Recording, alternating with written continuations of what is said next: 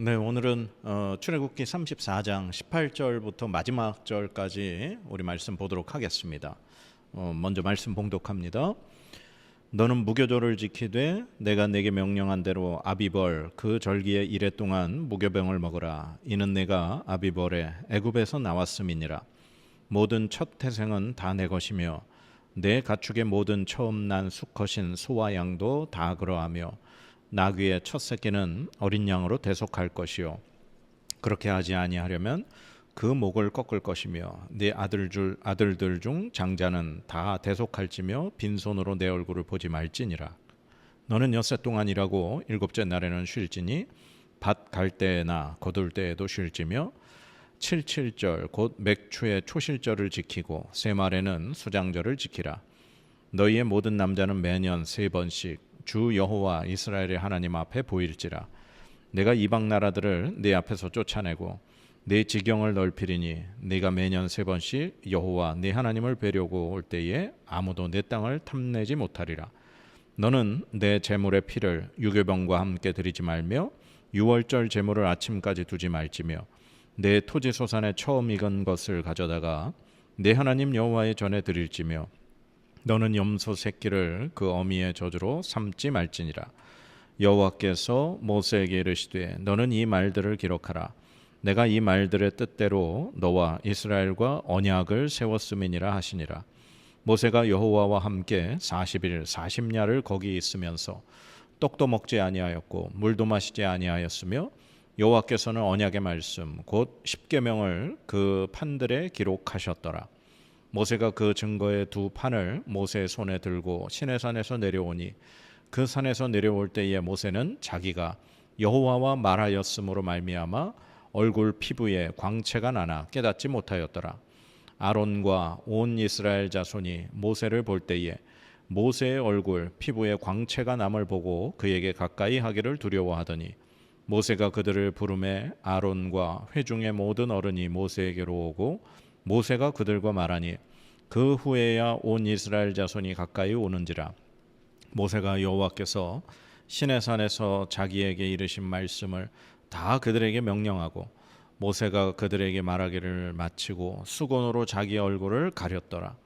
그러나 모세가 여호와 앞에 들어가서 함께 말할 때에는 나오기까지 수건을 벗고 있다가 나와서는 그 명령하신 일을 이스라엘 자손에게 전하며 이스라엘 자손이 모세의 얼굴의 광채를 보므로 모세가 여호와께 말하러 들어가기까지 다시 수건으로 자기 얼굴을 가렸더라. 아멘. 네, 이 34장 이제 뒷부분의 말씀에는 몇 가지 율법을 말씀하여 주고 계십니다. 그 중에 대표적인 게 이스라엘 사람들, 특별히 이스라엘 남자들이 반드시 1년에 3번 지켜야 할 명절을 말씀하고 계시죠. 그 세 가지가 뭐냐? 바로 무교절, 그 다음에 칠칠절, 수장절, 이 세 가지입니다. 이 무교절은 6월절로 시작해서 일주일 동안 지키는 무교병을 먹는 절기. 그래서 6월절과 무교절을 어떻게 보면 이제 같은 의미로 쓰기도 합니다. 그 다음에 이제 칠칠절과 오순절, 이게 또 같은 의미예요. 첫 이 밀을 배에서 첫 그 곡식 밀을 배서 하나님 앞에 드린 날부터 7주를 계수해서, 그러니까 7주를 계수하고 그 다음 날인 50일까지 하나님 앞에 이렇게 명절로 지키는 것, 그게 칠칠절이자 오순절입니다. 그리고 마지막 이제 모든 곡식을 다 거둬들인 다음에 하나님 앞에 드리는 수장절, 혹은 초막절이라고도 하고 장막절이라고도 하죠. 그래서 이 세 명절, 무교절, 칠칠절, 수장절, 오늘 이 출애굽기에는 이 세 명절을 반드시 하나님 앞에 지킬 것을 말씀하고 있습니다. 근데 이제 우리가 흔히 이제 7월 첫 번째 주에 왜 맥추 감사주의를 드리는데, 그 근거의 말씀으로 사실 오늘 이 22절 말씀을 듭니다. 77절 곧 맥추의 초실절을 지키고 세 말에는 수장절을 지키라. 여기에 이제 맥추의 초실절, 즉 칠실절을 지키라는 이 말씀이, 이 맥추라고 하는 거는 우리가 의미하로는 바로는 이제 보리죠. 보리의 뭐 첫 추수를 하나님 앞에 드리면서 7월 첫째 주일을 드려야 된다라고 해서 맥추 감사 주일이 생긴 거지만 사실 이 히브리어 원어의 이 맥추라고 하는 단어의 뜻은 밀을 의미합니다. 이스라엘에서의 그 밀농사의 밀을 의미하는 거죠. 그러나 이제 우리나라에서 그 맥추 감사 주일을 드리는 게 뭐 성경과 이게 틀리다, 뭐 잘못된 거다 그렇게 말하기보단 7월 첫 번째 주일, 즉 1년의 중간에 하나님 앞에 우리가 감사하는 의미로 맥주 감사 주일을 드리는 것을 그렇게 생각한다면 그것이 꼭 나쁘고 반대되고 잘못된 것은 아니라고 그렇게 생각할 수 있습니다. 어쨌거나 하나님께서 이 이스라엘에게 모세를 통해서 주시는 율법 중에 이 세 가지의 명절을 꼭 지킬 것, 그리고 또 여러 가지 뭐 작은 이렇게 사항 조항들로 이렇게 율법을 주셨는데 제가 말씀드리면 이렇습니다. 이 첫 태생, 이스라엘의 모든 첫 번째 태어난 건 다 하나님 것이다. 그리고 이 제물의 피를 드릴 때 유교병과 함께 드리지 말라. 즉 누룩을 넣은 빵과 함께 드리지 말라는 거죠. 그리고 유월절의 제물은 아침까지 절대로 남겨두지 말아라. 그리고 너희 토지 소산의 첫 열매를 반드시 하나님 앞에 드려라. 그리고 염소 새끼를 삶을 때 그 어미의 젖으로 삶지 말아라. 이렇게 몇 가지의 율법을 하나님이 말씀을 해주십니다. 그러면서 하셨던 말씀이 27절에 이렇게 되어 있습니다. 여호와께서 모세에게 이르시되 너는 이 말들을 기록하라. 내가 이 말들의 뜻대로 너와 이스라엘과 언약을 세웠음이니라 하시니라. 아멘. 예. 그러니까 하나님께서 이 새로운 언약으로 다시 이스라엘과 지금 언약을 맺고 계시기 때문에 너는 이것을 반드시 기록해서 이스라엘에게 전달하라는 거죠. 그러니까 이스라엘이 지금 첫 번째 언약을 깨뜨렸고 지금 이제 하나님이 새로운 돌판을 만들어 오게 하셔서 거기다가 이제 율법을 기록하시고 주시면서 또 몇 가지 율법을 새롭게 정해 주시면서 나는 너희에게 엄청난 이적을 행하고 너희들에게 가나안 땅에 들어가게 할 것이고 너희는 그 땅의 주민과 언약 맺지 말고 우상 섬기지 말고 그 땅에 신상 섬기지 말고 그 다음에 1년에 3번 명절 지키고 여러 가지 이러한 율법들을 반드시 지켜라. 이게 너희와 새로 맺는 언약이다. 이렇게 말씀하시는 거죠. 그렇게 해서 모세가 이 하나님 앞에 율법을 받고 그리고 깨트렸던 것과 똑같이 돌판을 깎아서 가지고 간 이 두 개의 돌판에 하나님이 손수 그곳에 십계명을 기록해 주신 그 돌판을 주시게 되죠. 그러니까 그 증거판에 뭐가 적혀 있느냐? 바로 십계명이 적혀 있습니다. 그 말씀이 오늘 28절에 있습니다. 모세가 여호와와 함께 40일 40야를 거기 있으면서 떡도 먹지 아니하였고 물도 마시지 아니하였으며 여호와께서는 언약의 말씀 곧 십계명을 그 판들에 기록하셨더라. 아멘.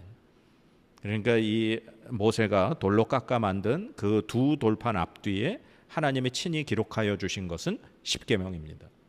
그래서 이 십계명은 모든 이 신명기까지의 모든 율법의 가장 기본이 되고 근본이 되는 율법인 겁니다. 하나님께서 직접 두 돌판에 기록해 주신 율법이기 때문에. 그래서 예수님도 율법사들이 율법의 가장 큰 게 뭡니까? 물었을 때 하나님을 사랑하고 이웃을 사랑하는 것. 그게 바로 십계명의 정신입니다.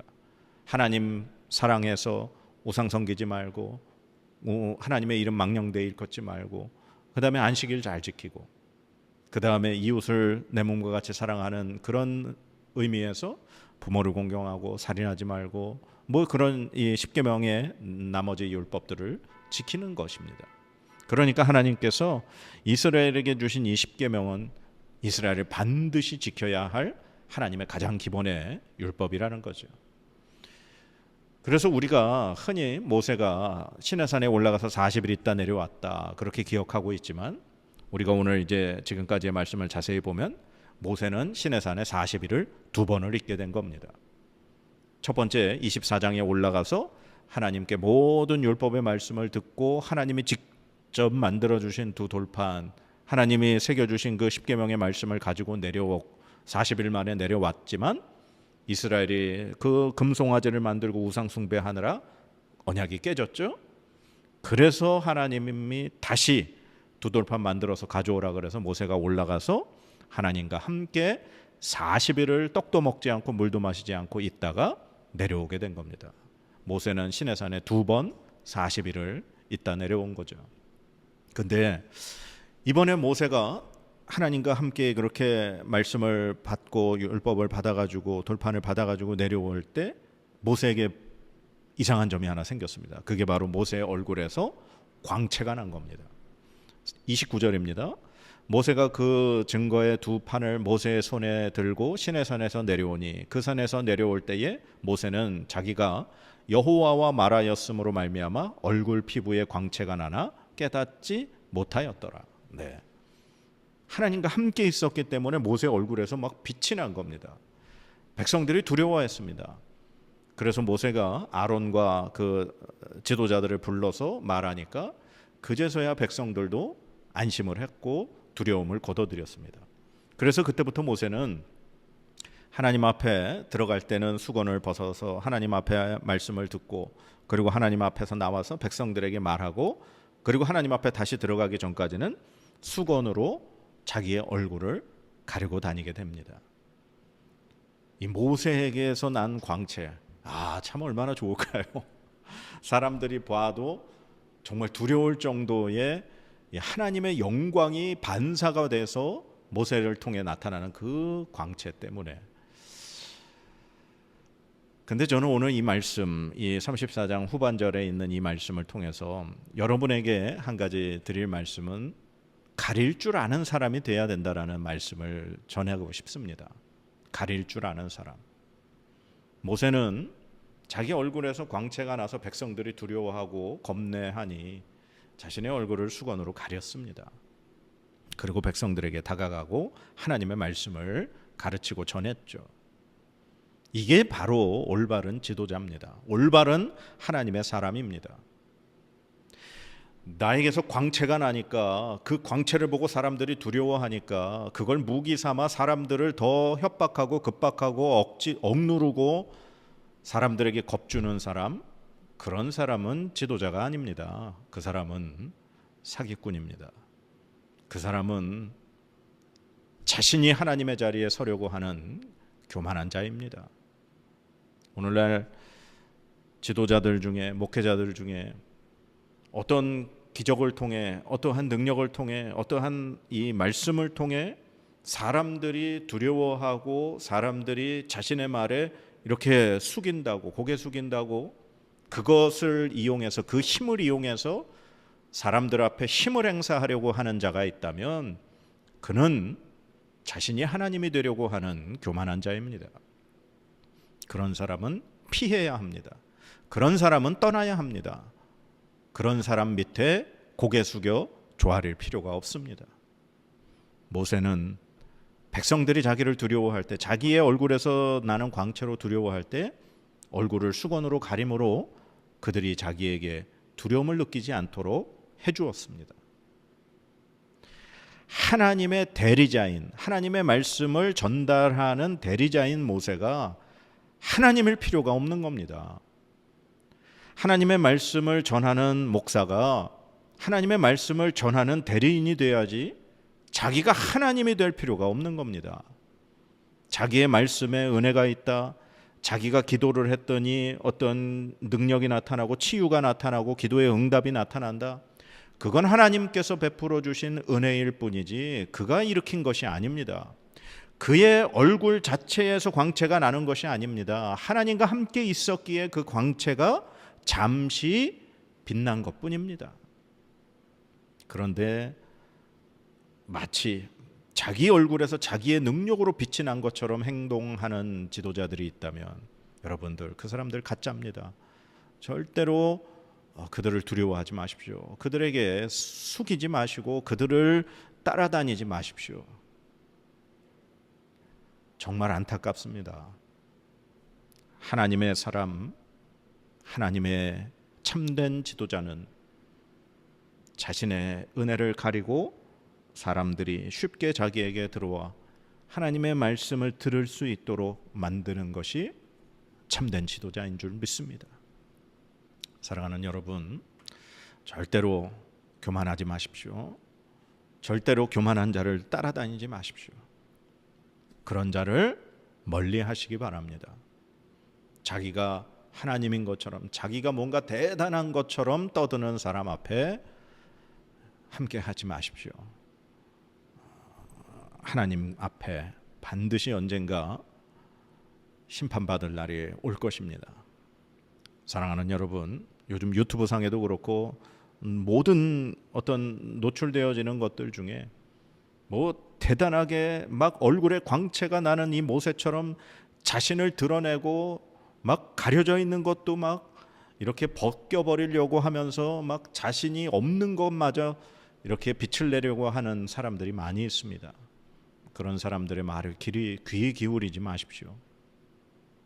제가 누구라고 차마 이름을 대지는 않겠습니다.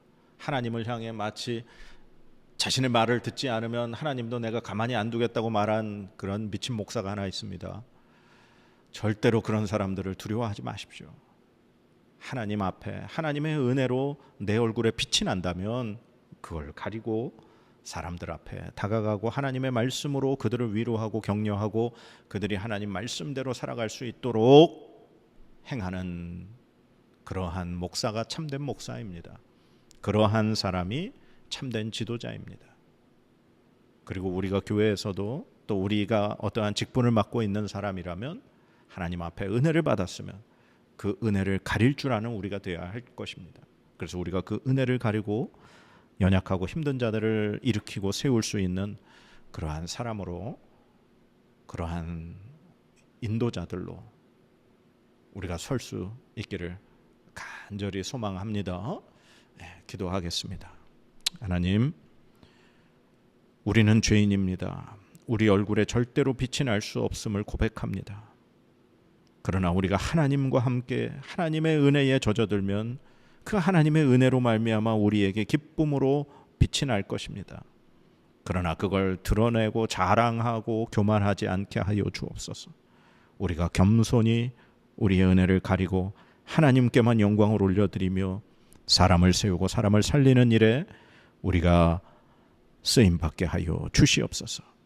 교만하지 않게 하여 주시옵소서. 절대로 하나님의 자리에 우리가 서지 않게 하여 주시옵소서.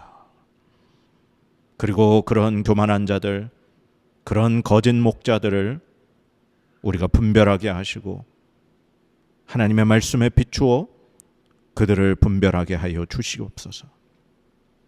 그런 자들을 떠나 멀리하게 결단하게 주님 은혜 내려 주시옵소서.